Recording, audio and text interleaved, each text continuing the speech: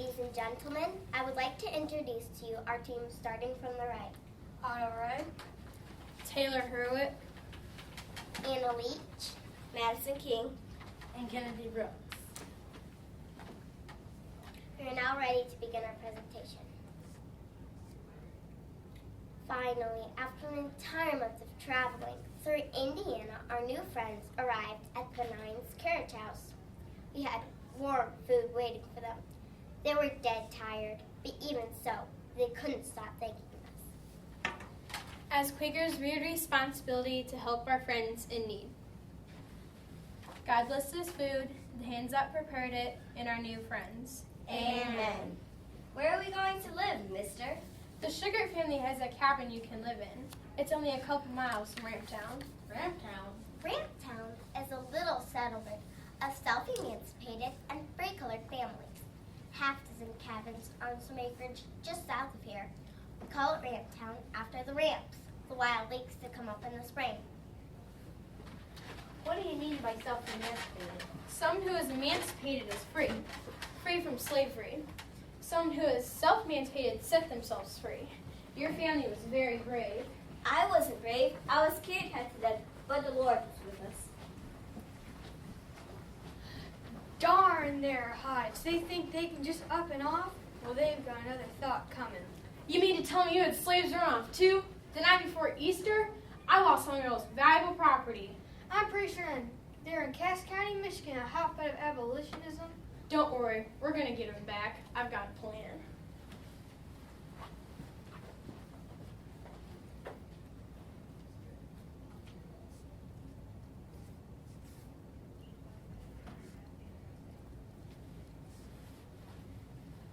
Hello, my name is Mr. Carpenter. I'm an abolitionist. Glad to meet you, Mr. Carpenter. Any friend of abolition is a friend of ours. I hope you can stay for dinner. I've got a cherry pie in the oven. Why, sure, ma'am. I'm mighty partial to cherry pie. Say, you wouldn't mind if I visited the friends from Kentucky, would you? I'm writing an article for the New Abolitionist and would like to include their stories. They remain anonymous, of course. That sounds just fine, Mr. Carpenter. Why don't you stop over at the cabin on the Sugarts farm? I'll do that.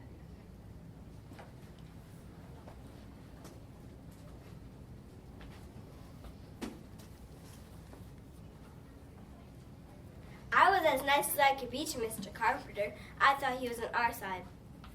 And my family and friends just live 2 miles west from the Bogues farm. Is that so? Well, thank you for everything you shared with me. This will be very helpful. I found them. This map shows where all your runaways are living. Now we're in business. Let's get rolling. 13 of us loaded up 2 wagons full of supplies. We loaded our rifles with ammunition, saddled up our horses, and rode to Cass County, Michigan. We made a camp at Shavehead Lake. After dark, when everyone else was asleep in their beds, we split up into 3 raiding parties. Our plan was to capture the runaways, meet up at Odell's Mill. Our party went to the cabin on the Sugar farm.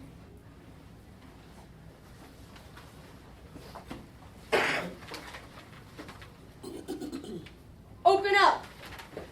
Run!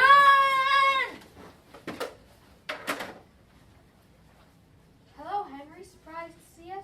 You just come along quietly now and we don't have any trouble. You caught me, but maybe got away. We'll see about that. What mother could ignore the sound of her baby crying? Oh, my baby Liza, what are they doing to you? We caught her and chained her to Hendon. I rode on my horse carrying the baby back to a rendezvous at Odell's Mill.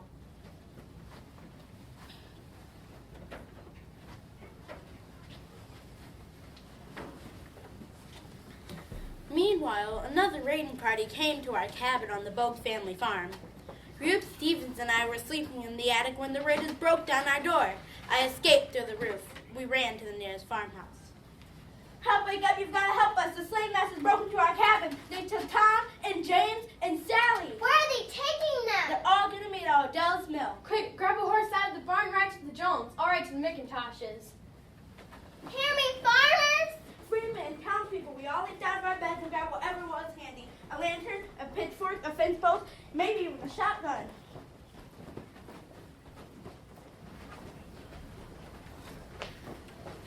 Get out of your beds and answer the call. Quaker farmers? Freemen and townspeople, we all leaped out of our beds and grabbed everyone.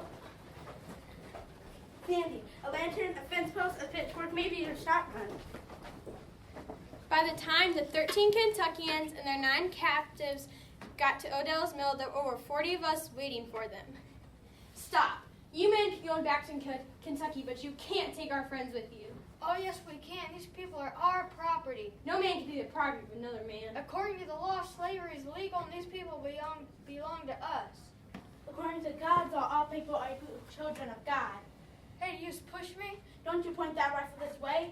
Gentlemen, we don't need to come to blows. Why don't we settle this matter in court? Why not let the judge decide if you're entitled to claim these people? Why not indeed? I think it's a good idea. The court is required to recognize states where slavery is legal. Then we're agreed. Let's go. We start walking now, we can get to Cassopolis by morning. Oh no! What is Mr. Osborne thinking? I'd rather die than go back south. Henry and I walked 5 long miles, barefoot and chains. I took my head off and tied them around my ankles. By the time the sun came out, my feet were bleeding. I thought they dropped right off. The only thing that kept them going was the crowd. It kept going. Farmers and townspeople kept joining our march, and almost all of them were on our side. By the time we reached the courthouse, there were over 200 people. So many that not everyone could fit inside the courthouse. This court is now in session. Mr. Osborne, you may call your first witness. I was so shocked when they called that runaway a witness stand. In Kentucky, colored people are not allowed to testify against white people. Henry, please tell the court what happened. Those men right there broke down my door in the middle of the night. They picked up my baby and made her cry. They forced my wife and I to go with them at gunpoint. Sheriff, arrest these men on charges of assault, kidnapping, and trespassing. Henry and I just grinned.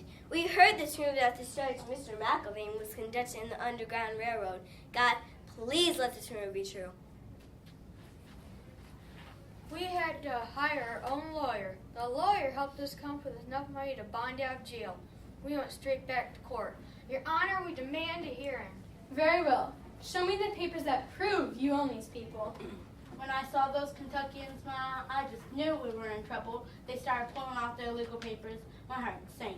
Your Honor, here are all the ownership papers for all of these fugitives. Very well. Everything appears to be in order. Now, I need to see a certified document proving that slavery is legal in Kentucky. What? Everyone knows slavery is legal in Kentucky. This is nothing but illegal shenanigans. Sir, are you telling me you are unable to prove that slavery is legal in Kentucky? Well, I can't pull a so-called certified document out of my hat.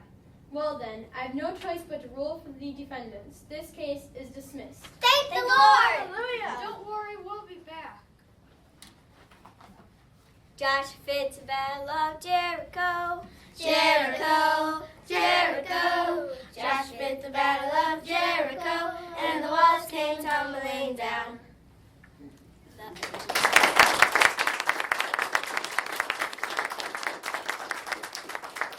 we are now finished with our presentation. Now we may answer any questions you have for us. Okay, so we can go ahead. I had one. I looked at in your bibliography. It said you went to the Cass County Library to do research. Did you find different types of things there, and than you would have at other libraries? We went to a library and we went to go on a Cass County tour, and we found out a research about, and we looked up a song called "Follow the Drinking Gourd." Yeah.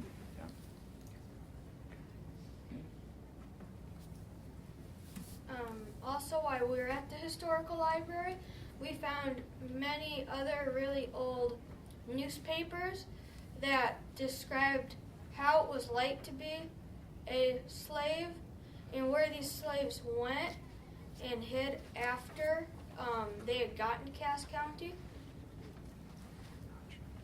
Why do you think this Cass County event was important in history? It was important because the judge who sent the Kentuckians back down to Kentucky without their slaves. He was a judge that came up from Elkhart, and he had no jurisdiction in Cass. And he also bent the law so that the slaves could be free, because there was no certified document that proved slavery was legal in Kentucky. But he bent the law so that they could leave. And when they did get back down to Kentucky, they got mad and told some people. And one of the people that they told was a member in Congress. So they passed the Fugitive Slave Act of 1850. And that also somewhat caused the Civil War to happen.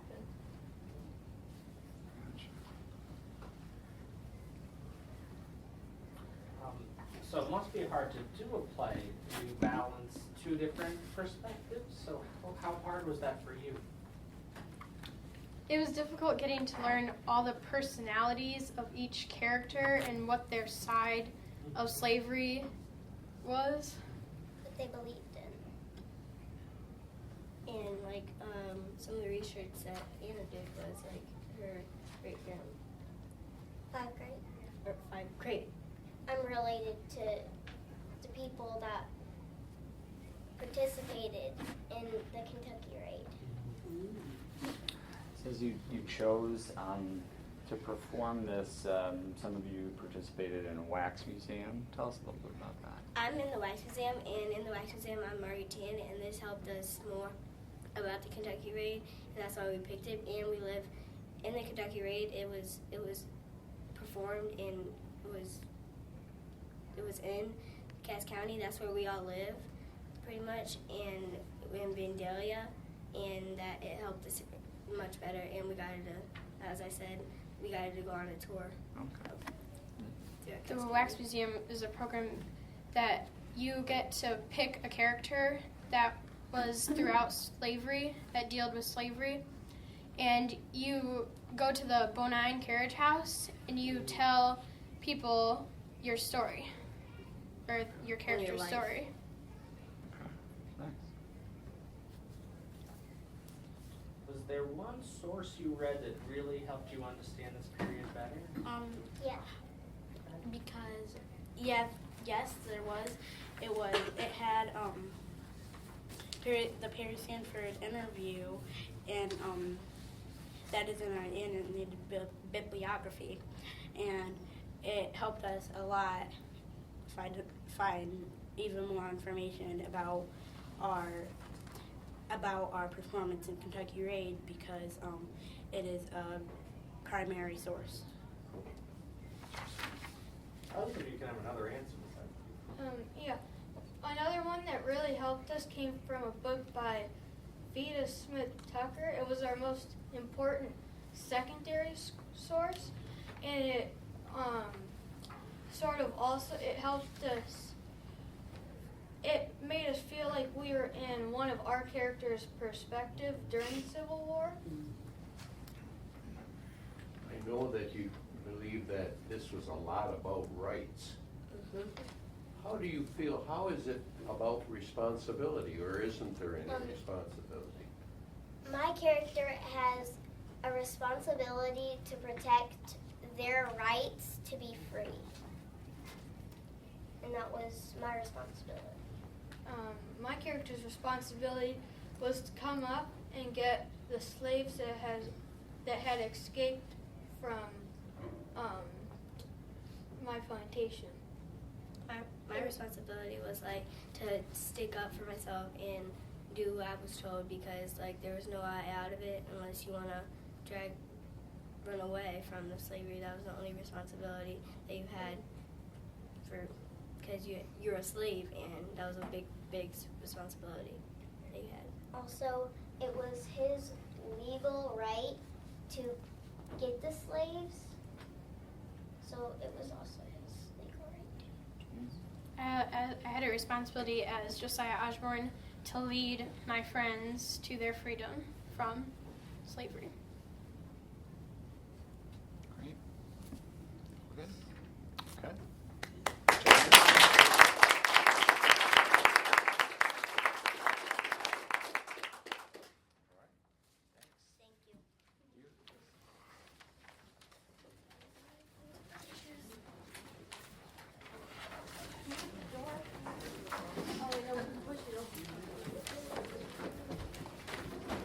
So we'll get organized and meet back in the library? Yes.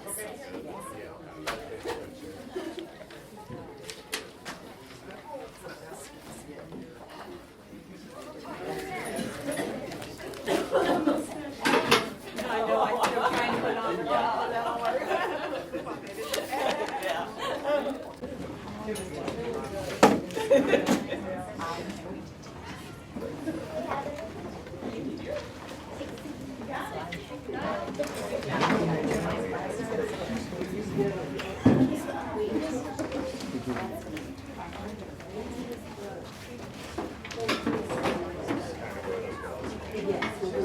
Very good job.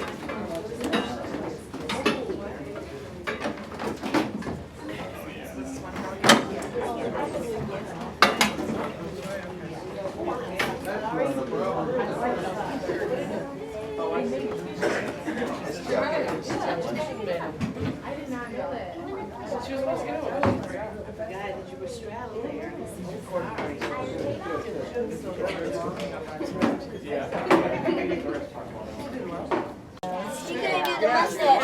I know. I know. But you know what? The nice thing about not having the mustache is it didn't. Anna didn't start laughing. When it goes like. I was getting nervous. I was thinking, oh, we're gonna mess Every up time the this part. mustache Then I goes- realized that I was looking And then at it, Anna starts you didn't cracking have up. a mustache on. I was thinking, good call. And I'm glad you didn't say, where's your mustache? I'll ask that. He's doing it. He did it. It's upside down, by the way. It's like Black Cat. See, that's But also happened. that was good. Don't worry about that. That was Sorry. exactly what you needed to do. Wasn't it? Did you, who was the one who repeated the line? Was that me? Oh, that was you. Okay, there. Okay. But it worked. I forgive you. Yeah. It worked because you would have probably repeated that because you would have kept hanging I do. When you start Is this mine, Mama? now when you turn around. Yes. Good job. You should have loaded two of them in your pocket. Hey. Oh, well. I need to get my You were magnificent. I'm going to change back into my regular clothes. You told us. No, I didn't hear that. Maybe somebody else told you. I think it was Mrs. Packard. Yeah, Miss Patty. Wait, so what?